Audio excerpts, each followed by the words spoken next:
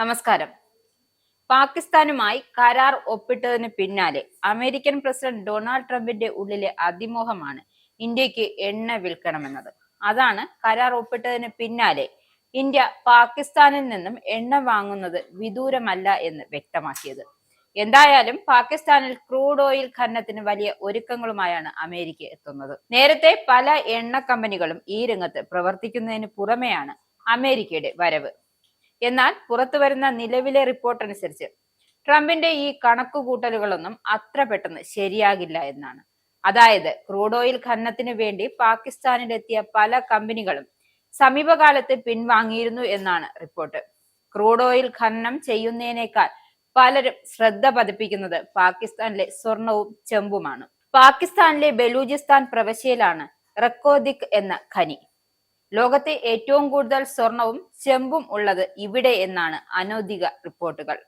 എന്നാൽ അടിസ്ഥാന സൗകര്യം ഇല്ലാത്തതിനാൽ സമ്പൂർണ്ണ ഖനനം ഇതുവരെയും സാധ്യമായിട്ടില്ല. കൂടാതെ ഈ പ്രവിശ്യ സായുധ സംഘങ്ങളുടെ കേന്ദ്രവുമാണ്. അതുകൊണ്ട് തന്നെ സുരക്ഷാ വെല്ലുവിളികൾ നേരിടുന്നുമുണ്ട്. പാകിസ്ഥാൻ സൈന്യത്തിന് പോലും ബലൂചിസ്ഥാനിലെ ചില മേഖലകളിലേക്ക് ഭയം കൂടാതെ എത്താൻ സാധിക്കില്ല. ഇടയ്ക്കിടയ്ക്ക് സൈനികർക്ക് നേരെ ഇവിടെ ബലൂചി സായുധ സംഘങ്ങൾ ആക്രമണം നടത്താറുണ്ട്. അടുത്തിടെ നിരവധി സൈനികർ കൊല്ലപ്പെട്ട സ്ഫോടനം ഇവിടെ നടന്നിരുന്നു. ട്രെയിൻ റാഞ്ചി നിരവധി പേരെ കൊലപ്പെടുത്തിയ സംഭവവും ഉണ്ടായി. സൗദി അറേബ്യ റക്കോദി ഖനിയിൽ നോട്ടമിട്ടിട്ടുണ്ട് എന്ന് അടുത്തിടെ വാർത്തകൾ പുറത്തു വന്നിരുന്നു. പാകിസ്ഥാൻ ഭരണകൂടത്തിനും ബലൂചിസ്ഥാൻ പ്രവിശ്യ സർക്കാരിനും കാനഡ കേന്ദ്രമായുള്ള ബാരിക് ഗോൾഡ് ഖനന കമ്പനിയുമായാണ് സ്വർണം ചെമ്പ് ഖനികളുടെ ഉടമസ്ഥാവകാശം.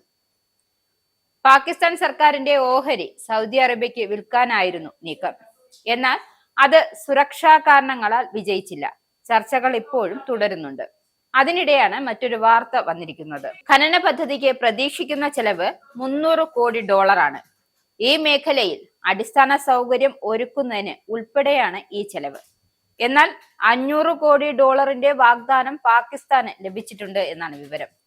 വിവിധ ധനകാര്യ സ്ഥാപനങ്ങളും ഏജൻസികളുമാണ് വാഗ്ദാനം ചെയ്തിരിക്കുന്നു എന്ന് പുറത്തുവരുന്ന റിപ്പോർട്ടിൽ വ്യക്തമാക്കുന്നുണ്ട്. Asian development bank, Islamic development bank, അന്താരാഷ്ട്ര finance corporation, US Exim bank എന്നിവയ്ക്ക് പുറമെ ജർമ്മനിയിലെയും ഡെൻമാർക്കിലെയും കമ്പനികളും പണം വാഗ്ദാനം ചെയ്തു എന്നും റിപ്പോർട്ടുണ്ട്.